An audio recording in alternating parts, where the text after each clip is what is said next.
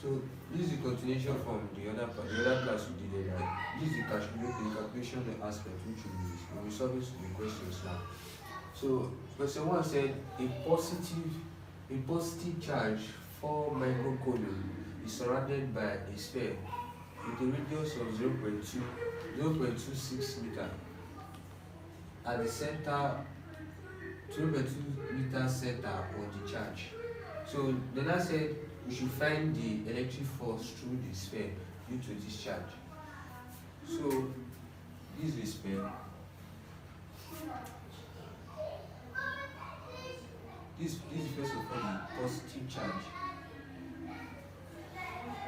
and the charge is equal to 4 microcoulomb. It's surrounded by a sphere.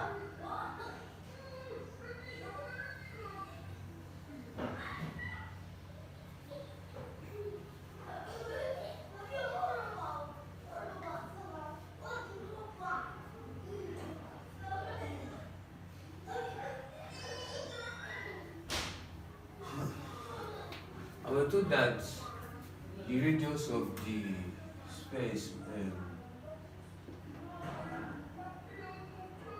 0.26.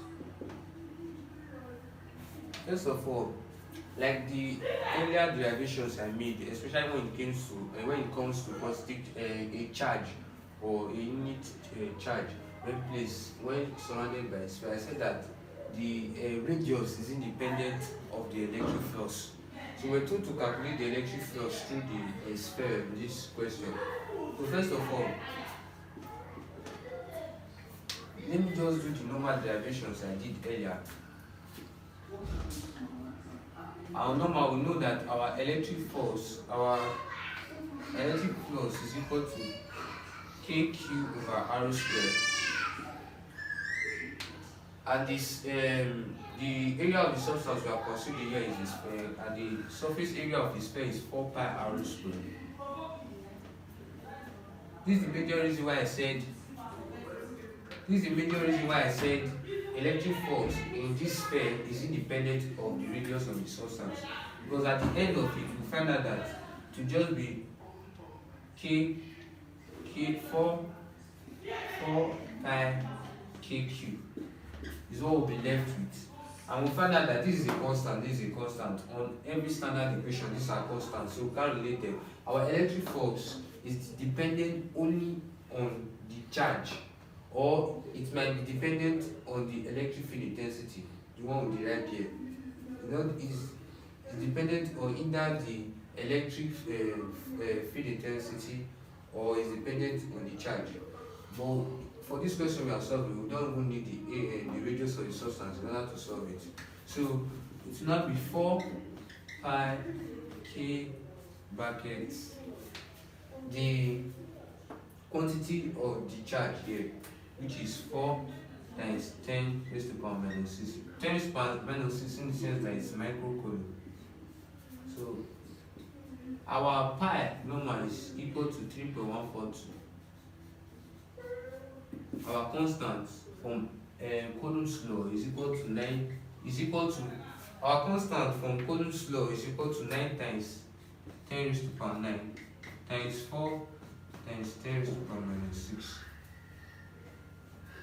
So if you are solving this, so if I'm solving 4 times 3.142 times 9 times 10 raised to the power 9 times 4 times 10 raised to the power minus 6, if I will be using my calculator to solve that part, the answer you get at the end will be 4.52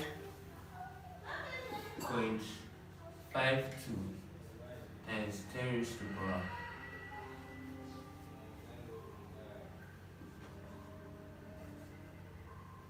times 10 raised to the power 5.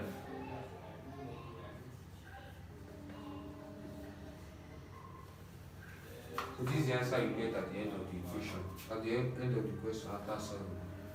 Then the other part, they say what is the electric force through a Gaussian surface in the form of a closed cylinder of radius immersed in a uniform electric field. Now this time we are considering a cylinder This cylinder is placed in an electric field.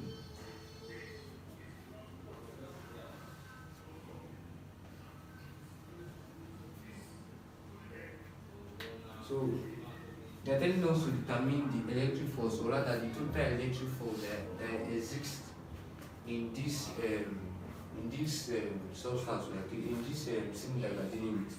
And our 3 points of view, the only 3 parts we'll be looking at is this part, and this part, but this one is similar to this one, so we won't be considering it, we'll just pick one from it. So let's assume this part, the flux of A, the flux of B. Let's take this part to the flux of B and the flux of C.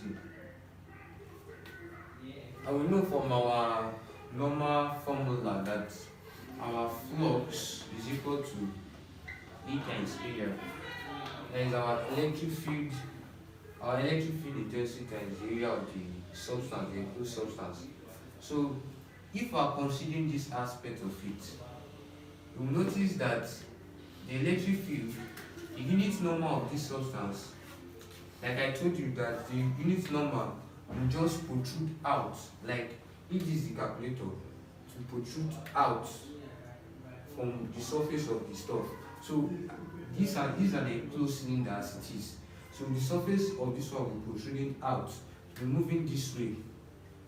Meanwhile, take note, our electric field line is moving this way. So looking at it, the angle these two exert,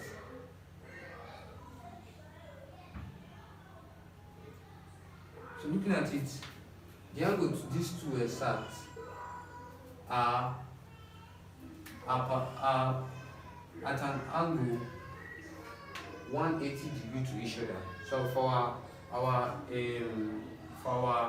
part A, the first part, it will now be EA cos theta. This time our angle is 180 degrees.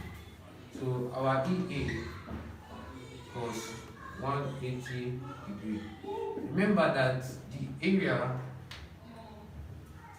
of this stuff we are considering, this time we are considering elementally, this is the whole part of this stuff is a cylinder, but since we are considering just part of it in order to determine the electric force in the whole surface of the cylinder, we are considering just this part.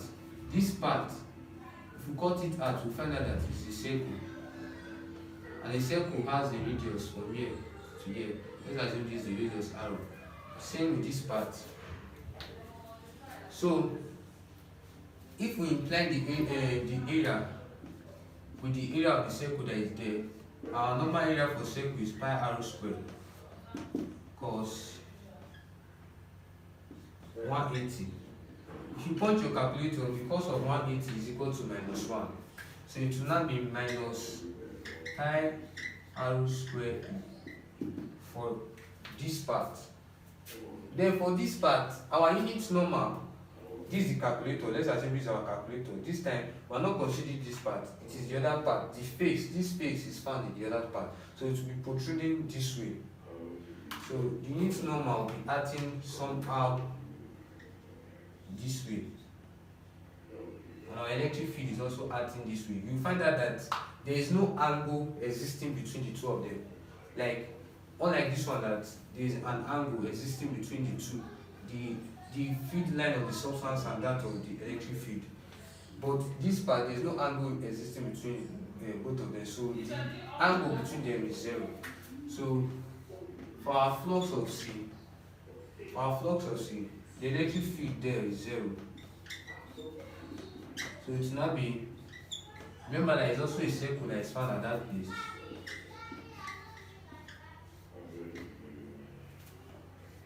Cos 0 is equal to 1 if you punch your calculator. So this part will give us pi r squared E. Then for this part, our B, flux of B, to be EA cos theta.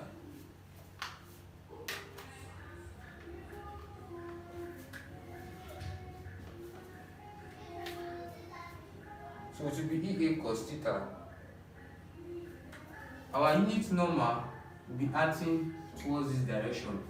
Assuming there is a field line crossing towards this part, we find out that the angle they exhibit between each other is 90 degrees. They are at 90 degrees to each other.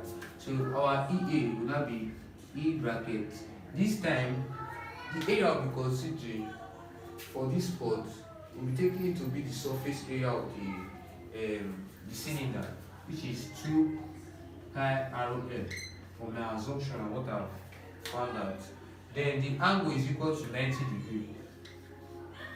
Cos 90, if you point your calculator, cos 90 to give you 0. Definitely this part will give you 0. So the electric flux of the whole cylinder, or rather the entire cylinder,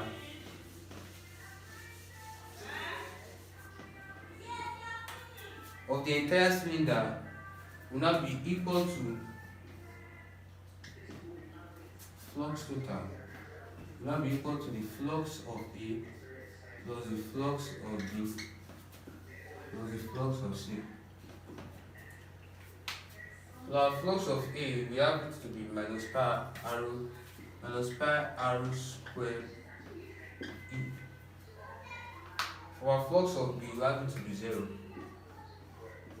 Then for our flux of C, we have it to be pi r squared E. If you look at it very well, this is a negative sign, this is a positive sign. It's like saying minus 1 and plus 1. If you minus something and you add it to give you 0. So there's already a 0. It's like saying this minus this plus this will give you 0 plus 0 here. We find out that the total flux that this cylinder will exhibit when placed in the electric field will be equal to 0.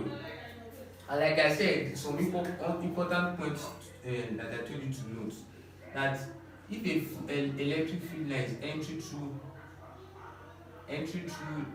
like a vacuum or a surface where the electric force, anytime the electric force, I told you that anytime the electric force is equal to 0, it's trying to tell you that the electric field intensity at that point is equal to 0, and also the quantity of the charge found at that point is equal to 0. Definitely, inside of these substances, the electric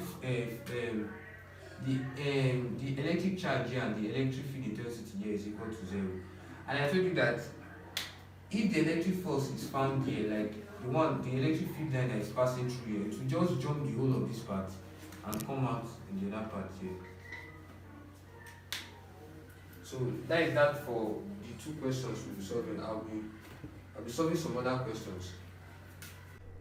Okay, so let me solve the question. We're told to calculate the electric field at a point 3 meters. So our arrow is equal to 3.0 centimeter, which is equal to 0.03 meter. We divide by 100, taking it 2 parts. Then our linear density, our lambda, 18 times 10 raised to power micro means minus 6 divided by cm. If I to convert that, we divide it by 100 to make it meter. It will now be 10 raised to power minus 2 at the bottom. 18 times 10 raised to power minus 6 column divided by 10 raised to power minus 2 meter. If we take this guy out, it will now be 18 times 10 raised to power minus 4 coulomb per meter. This is what we'll be left with. Then the relative permittivity, our ER is equal to 1.5. So since we are looking for the electric field strength, and this time it's given in a medium since the relative permittivity is given, so it will now be lambda all over 2 pi E naught E arrow times arrow. Our lambda is equal to 118 times 10 raised to power minus 4 divided by 2 times 3.142 times our E naught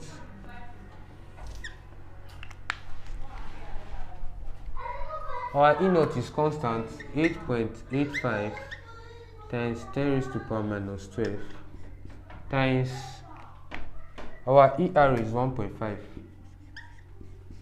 times the radius of the stuff. Radius is 0.03.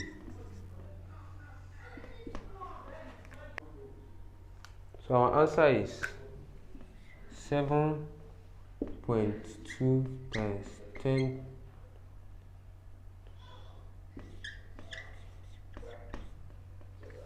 to be 7.2 times 10 raised to power 6 Newton per coulomb. That's what we'll be left with. Then for the other question, to consider two parallel plates of area 1 meter separated by a distance of 1 millimeter. So let's assume this is the plate. The distance between each other is 1 millimeter. We don't need the distance actually. So one part of the plate, they say if the plates have equal but opposite charge, so one part of it is positively charged and the other one is negatively charged, whatever way. So normal, an attraction will be taking place between these two parts like this.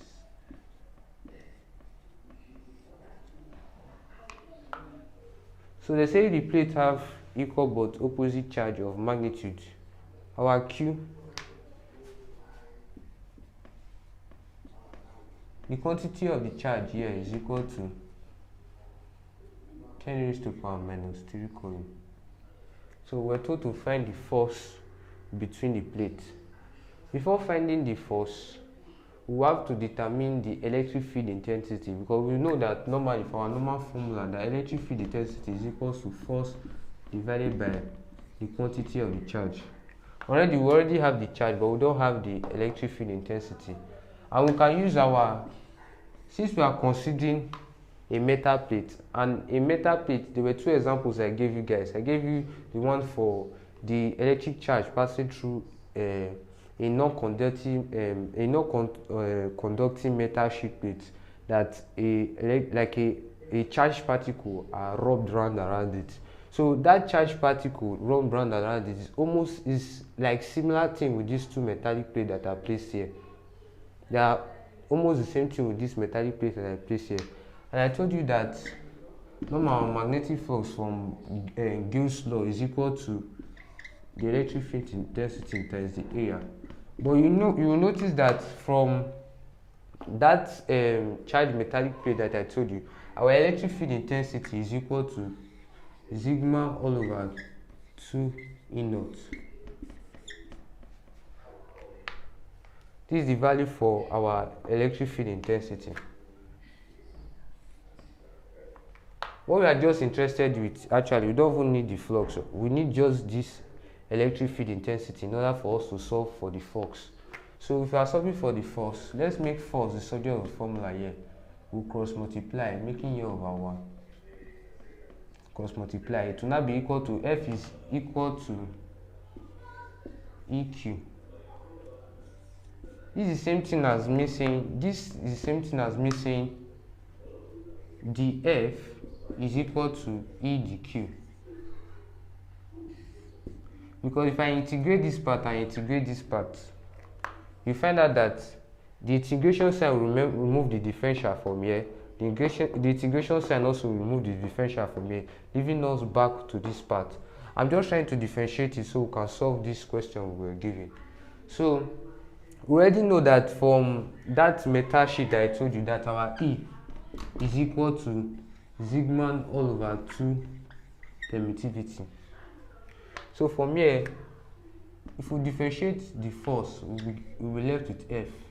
Bringing this E out, we'll now have our surface density over 2 permittivity times the integral of the quantity of the charge.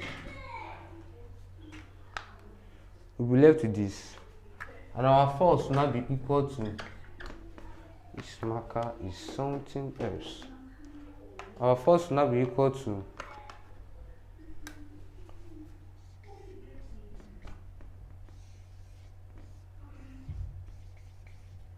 if we integrate this one, it will give us normal Q. So we'll now be left with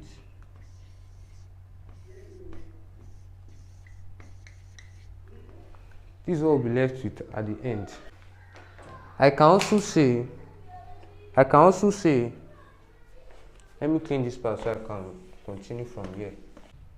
Our Q to be equal to sigma Q from this part all over 2 permittivity. I know normal for that the charge density, rather the surface density, our sigma is equal to Q over the area of the substance.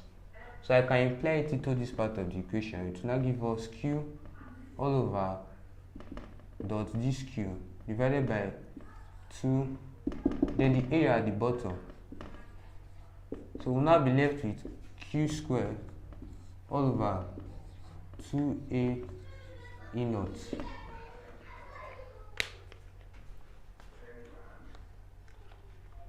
Remember, this what we're solving for here was the force, not the Q rather.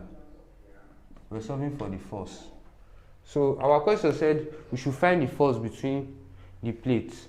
So now we already have our value for Q to be 10 raised to the power minus 3 coulomb. So we'll imply it here.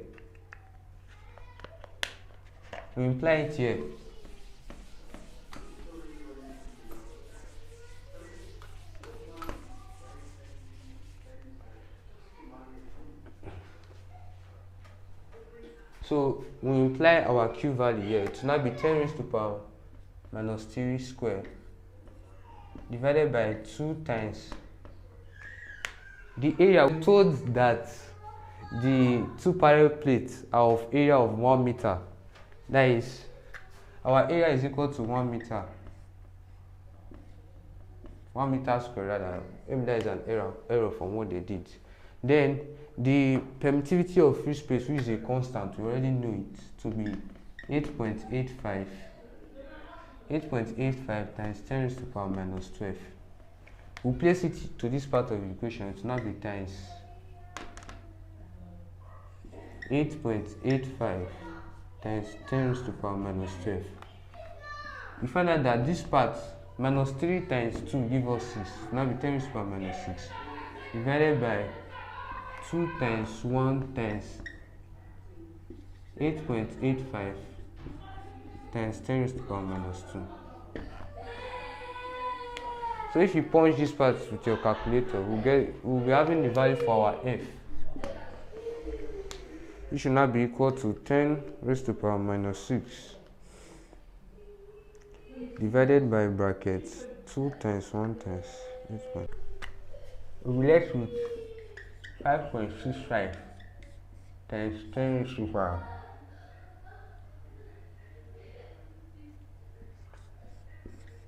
Remember, force is measured in Newton. That's why I use Newton here. So that is that for the 2 questions I have. If you have any question, like I told you in the other video, I told you, say you can send it to the comment box and we'll answer them for you. Like I said, don't forget the name of our tutorial. The name of our tutorial is the exclusive tutorial.